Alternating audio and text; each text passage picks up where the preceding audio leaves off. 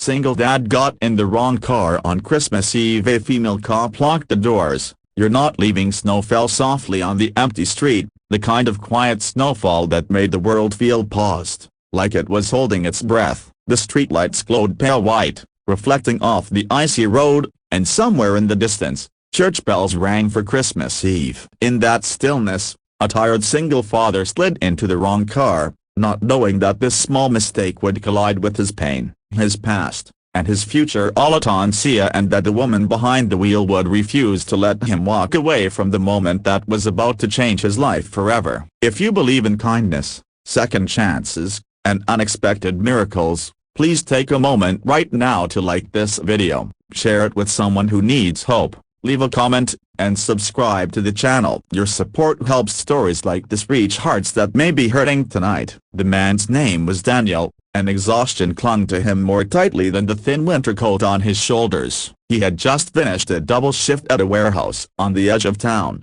the kind of job that paid barely enough but demanded everything he had left. His hands were cracked from the cold and from lifting boxes all day, and his mind was fixed on one thing only: getting home to his 6-year-old daughter before she fell asleep on Christmas Eve. She had been waiting all day, believing with the pure certainty only children have that tonight would be special, even if their apartment was small and their Christmas tree was just a borrowed plastic one decorated with paper stars. Daniel's phone battery had died hours ago, his bus was late, and his thoughts were heavy with worry. He replayed the same fears he carried every night: whether the rent would be paid, whether his daughter felt safe, whether he was doing enough as both mother and father in a world that seemed to punish him for trying. When a dark sedan pulled up near the curb, engine idling, his tired mind assumed it was the rideshare he sometimes used when the buses failed him. Without checking the plate, without thinking, he opened the door and sat down, letting out a long breath as if he had finally reached a place of rest. The doors locked immediately. The sound was sharp and final, cutting through the fog in his mind. The warmth inside the car felt suddenly suffocating, and when he looked to his side, he saw the uniform, the badge, and the steady posture of a female police officer in the driver's seat. Her presence was calm but unyielding, like someone who had learned long ago how to stay composed in moments of chaos. Daniel's heart began to race, every mistake of his life flashing through his thoughts even though he knew he had done nothing wrong. Poverty had taught him fear, and fear had taught him silence. The officer had been parked there intentionally, watching the street as part of a quiet patrol. Christmas Eve often brought loneliness, desperation, and mistakes made by people who were too tired to be careful. When Daniel entered the car, she didn't shout or panic. She simply locked the doors, turned slightly toward him, and observed the man sitting beside her with slumped shoulders and eyes full of something far deeper than guilt. She saw not a threat, but a human being unraveling at the seams. Daniel tried to explain himself, his words tumbling out clumsily, but his voice trembled and his chest tightened. He thought of his daughter waiting by the window, counting the minutes, and the fear of being delayed or misunderstood made his eyes sting. The officer listened without interrupting, her expression unreadable, but her attention unwavering. She checked his information, confirming what she already sensed: no record, no trouble, no reason for fear except the weight of life pressing down on him. As snow continued to fall, time seemed to slow inside the car. Daniel's breathing eventually steadied, and the officer asked him questions that had nothing to do with crime. She asked where he was going, why he looked so exhausted, and whether anyone was waiting for him. When he spoke about his daughter, his voice softened in a way that revealed everything words could not. He spoke of missed birthdays, of nights reading bedtime stories by the light of his phone because the electricity had been cut once before,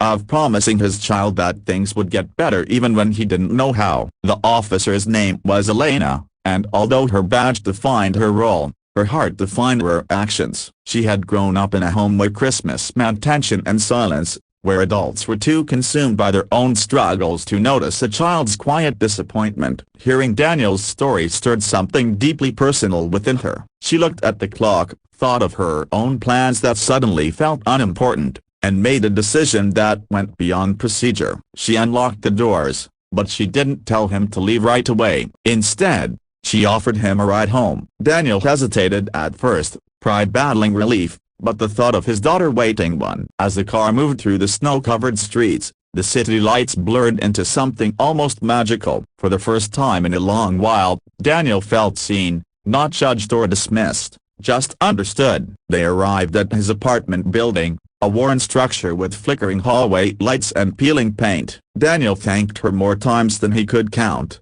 his gratitude spilling over in quiet, awkward words. Elena watched him step out into the cold, then surprised him by turning off the engine and following him inside. She explained that she had something in her trunk, something she wanted to give him, and Daniel didn't know how to respond except with confusion. From the trunk, she pulled out a small box wrapped in simple red paper and a grocery bag filled with basic food items. She explained that officers sometimes received donations during the holidays, and that she had no family plans that night. She insisted it was nothing, but Daniel felt his knees weaken. No one had ever done something like this for him without expecting something in return. The weight of the moment pressed tears into his eyes as he realized his daughter would have a Christmas memory untouched by disappointment. Inside the apartment, the heater rattled weakly as Daniel placed the box beneath the plastic tree. His daughter emerged from the bedroom, eyes wide with wonder, her joy lighting up the room more brightly than any decoration ever could. Elena watched from a distance,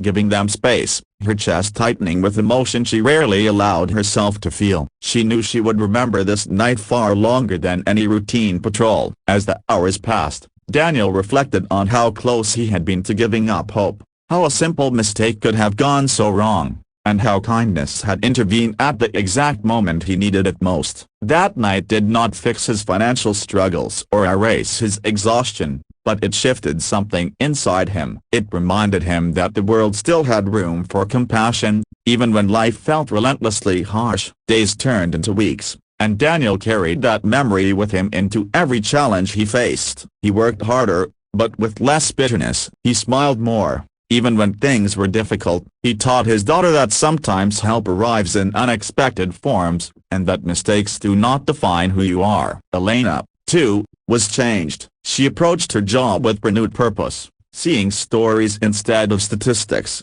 people instead of problems. Near the end of winter, Daniel received news that he had been approved for a better position at work, one with stable hours and slightly better pay. It wasn't a miracle, but it felt like progress, and progress felt like hope. On the night he received the news, he told his daughter the story again of the Christmas Eve when everything almost went wrong but didn't. He didn't mention fear or tears. He spoke of kindness, of a woman who saw him when he needed it most. If this story has touched your heart, please take a moment now to like this video, share it with someone who believes in humanity, and subscribe to the channel. Your engagement helps spread stories that remind us we are not alone. Before the ending, we have a special request for you. Please comment below and tell us where you're watching from, or share a moment when a stranger's kindness changed your life. Your words may inspire someone else who is struggling tonight. On the following Christmas Eve, Daniel and his daughter stood by the window again, watching the snow fall just as softly. The apartment was still small, and life was still imperfect, but there was warmth where fear once lived. Somewhere out there, Elena was on patrol again, perhaps watching another quiet street, ready to make another small decision that might mean everything to someone else. The world did not change all at once that night, but one man's life did, and one child's belief in goodness grew stronger. Sometimes, the wrong car leads to the right moment, and sometimes, being told you are not leaving means you are finally being seen, held and placed long enough for hope to catch up with you.